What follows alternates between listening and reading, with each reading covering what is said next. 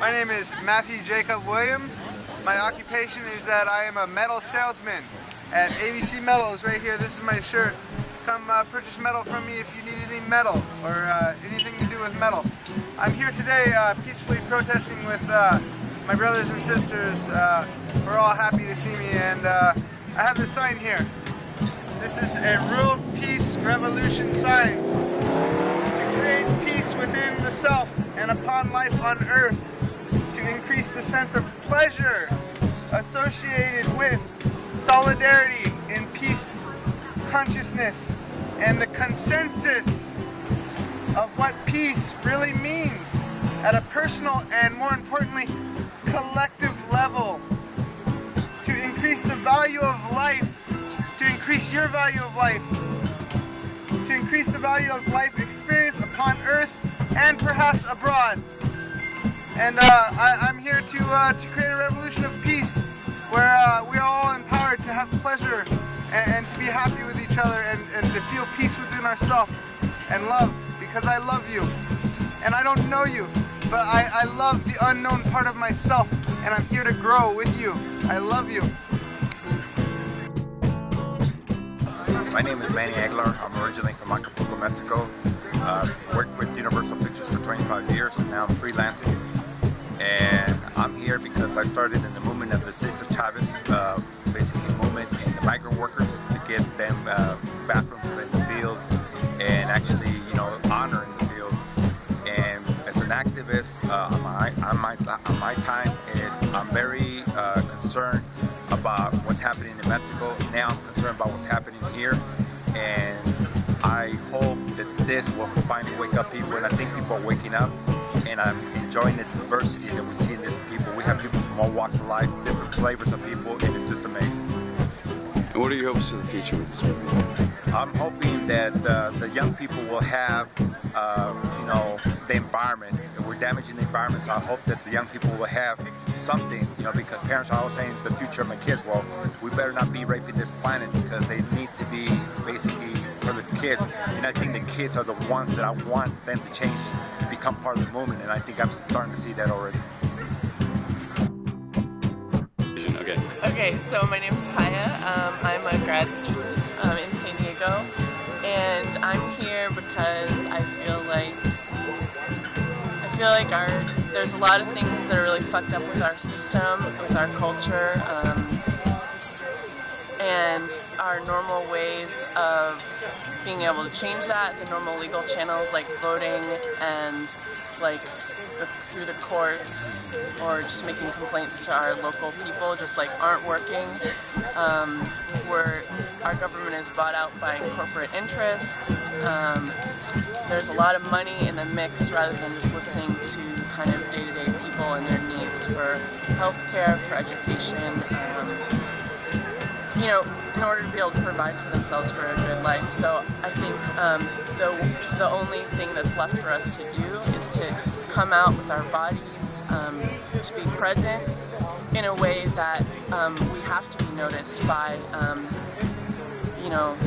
by the people who are ruling our country right now, the rest of the 1%, because we're not being listened to otherwise. And so I think if we bring our bodies to the street, if we disturb the status quo or the normal ways that things are happening, then finally we'll get a voice for all the changes that need to happen in this culture, make it more healthy.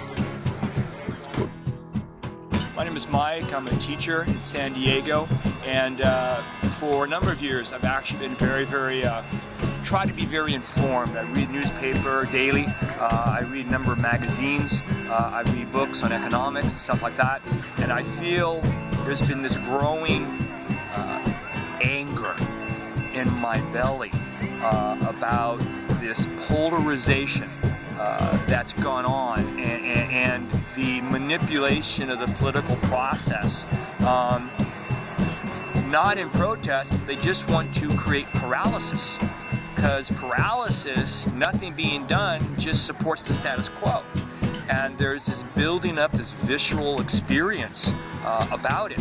And when I found out about Occupy, first Wall Street, and then Occupy now down in San Diego, I felt it was an opportunity for me to harness this anger, this resentment, and be able to be part of something. Because my view is there's a lot of fear out there. People are really afraid for jobs, they're afraid for the economy, they're afraid whether the government's going to be able to function properly. And the fear is valid, but fear is a thief of dreams, is the quote. Fear is very crippling.